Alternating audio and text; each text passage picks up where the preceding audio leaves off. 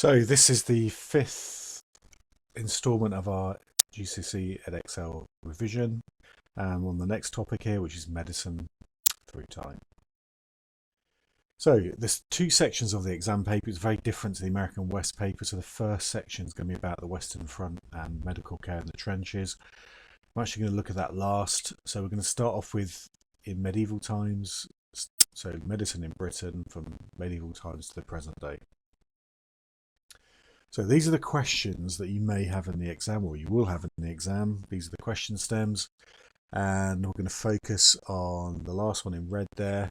So this is an optional question, so it will give you two statements, and how far do you agree with it? And I'd quite like to have a go at doing this one for homework. So medical treatments and preventions during the medieval period were based on religion and superstition. How far do you agree with this? So this is your classic history question.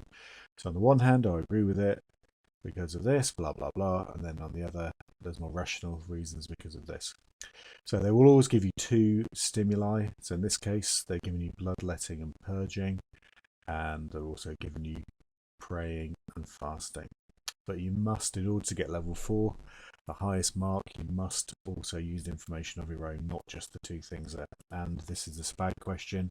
So you're going to get 4 for SPAG, 12 for the knowledge. Okay. So medieval basically is in 3 areas. So first of all is about what they thought caused disease. And then the second is how they treated and cared for the sick. And in each area, time period, there's going to be a case study. So the medieval case study is the Black Death. So, what did they believe caused illness? So, firstly, they believed in supernatural and religious reasons. So, first of all, God. Okay, if it was a test of your faith, and also if you displeased Him by committing sin and that kind of thing. So, that's absolute critical belief during this time. Now, the impact of this was that they didn't seek any of the rational explanations and basically prayed. Another thing they thought that caused disease was astrology. So the alignments of the planets and the stars, and they had pretty good knowledge of this, looking up at them, charting these out, and if there were comets and stuff like that. So they often use star signs like Taurus and Gemini and Sagittarius to kind of diagnose different treatments for different patients. And also the church was incredibly powerful during the Middle Ages, the medieval times. So I've just colour coded this here just to kind of give you an indication about whether it kind of helped or hindered. The red is hindered, the green is helped. So for example, the church controlled all learning. So books, libraries, all that kind of thing, and the universities were all controlled by the church. And inevitably they were learning things that the church wanted you to learn, which was primarily about the Bible. They also banned dissections, which really limited knowledge of anatomy. All books were written by monks and kept in church libraries and monasteries, so they had control of knowledge. And also they promoted the ideas of Galen because they synced into the church ideas, and I'll go on to that in a sec. What did help was obviously, the story of Jesus, curing lepers, helping people, feeding 5,000. So people wanted to follow his example and help the sick. So there were some positives from that. But the majority of people believed that God caused illness. Okay, whoa. Here's a big picture. So this is really about the theory of 4 humours and Hippocrates, hence why we've got a hippo in the middle. So it's a very visual understanding of this. So the reason why our hippo is wearing glasses is because Hippocrates said that the doctor needs to observe the patient. Okay. Also at the top there is 4 humours, or our 4 clowns. So remember the 4 humours are yellow bile, phlegm, blood and black bile. And the idea was that these had to be kept in balance to be kept healthy.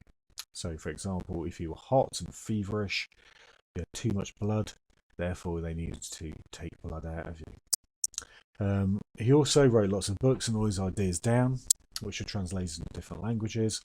And the swear words there on the hippo are basically, even today, doctors have to swear allegiance to help the patient first, rather than worry about their ego or any financial concerns. So really, Hippocrates was probably the first doctor. His ideas were wrong, but they were the first rational reasoning in terms of medicine. The second person to take this on was Galen, or Galen as I like to call him, because he was a Greek, so he was very familiar with Hippocrates' ideas, but he lived and worked in Rome, which at the time was the place to be. He was a doctor to gladiators, so he saw lots of gruesome injuries and all kinds of things, so he did have some basic understanding of human anatomy, became really sort of intrigued in it. He developed the four humours by something called the theory of opposites, which basically is this idea that if you're hot, you need to become cold. So, our modern idea is if you've got bloodshot eyes, hot eyes, therefore you put cucumber on your eyes to kind of cure that, and people still do that today. He also was a big fan of bloodletting, and this was done in 3 different ways. So cutting veins, using leeches or cupping, so using a vacuum process. He also believed in purging, so forcing the patient to vomit, or using laxatives to get people to obviously, go out the other end. So this again was about the balancing, but he kind of developed these ideas for even further. Now his ideas were propagated by the church, or advertised by the church, because his idea was that humans were perfect, and this idea that man was designed in the image of God. So the church liked that idea and kind of published his ideas around. Lots of his books were published with huge detailed diagrams of the anatomy, and they were translated in all kinds of different languages, Latin, Greek, which really expanded across Europe. He did some famous experiments. He, as far as we're aware, did not do any human dissections, but his most famous experiment was on the pig, where he proved by cutting the nerves in the brain that the brain controlled speech, not the heart.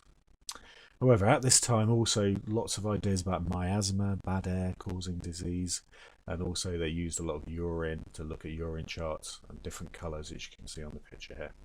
So Galen was a really important figure. He sort of took on the ideas of Hippocrates and came up with these new ideas that were sort of fitted in with Roman times. Okay, so how do they treat people? Well, I've broken this down into kind of religious, rational, and traditional. So the religious, they prevented disease by chanting incantations, by going to church, by wearing lucky amulets.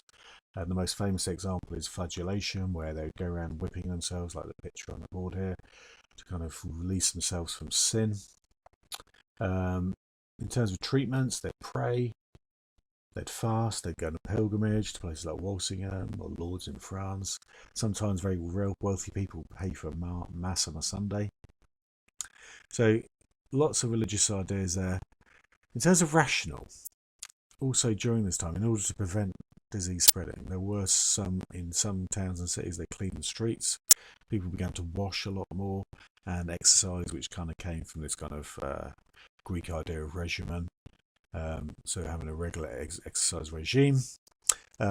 They also treated it by using the four humours idea of purging themselves, of Galen's idea of purging themselves, of bleeding themselves by balancing the humours, and also by burning fires and purifying the air with sweet-smelling herbs.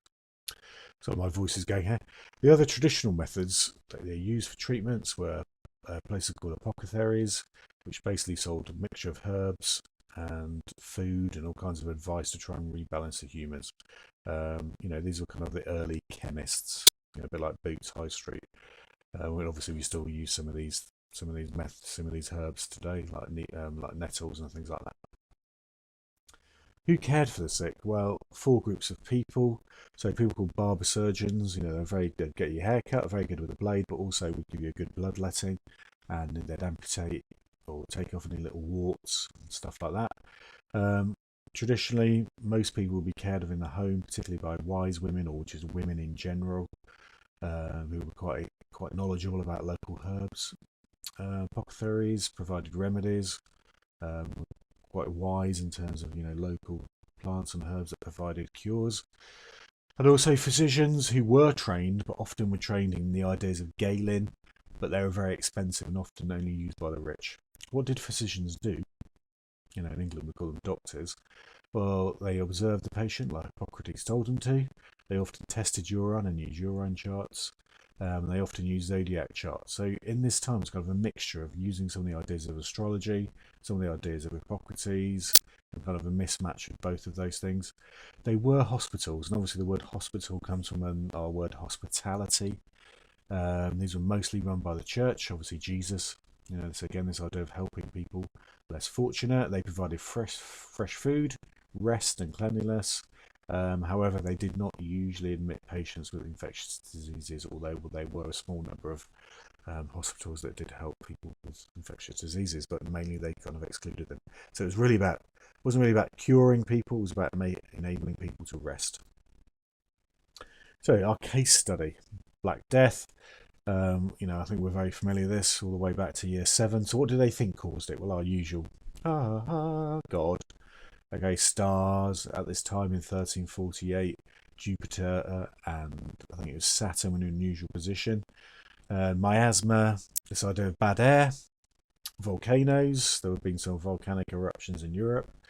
Also the idea for humans and being out of balance, and strangers like Jews or foreigners or people like that.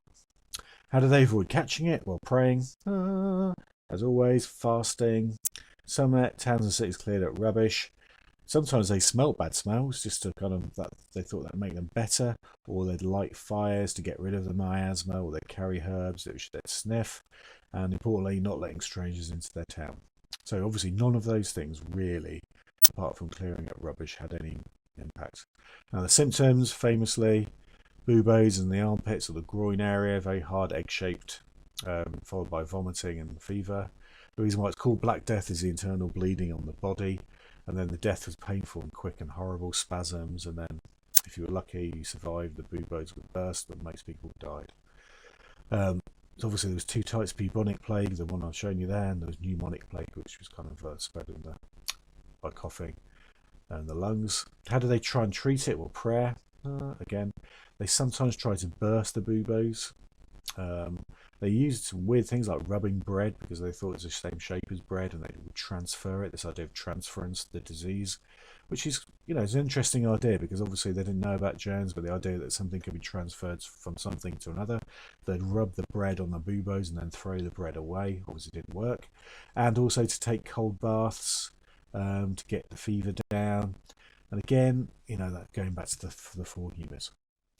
So if you want to have a go doing this question, there's a huge amount there. Listen to my clip, have a go doing it. I'll do the next one later on.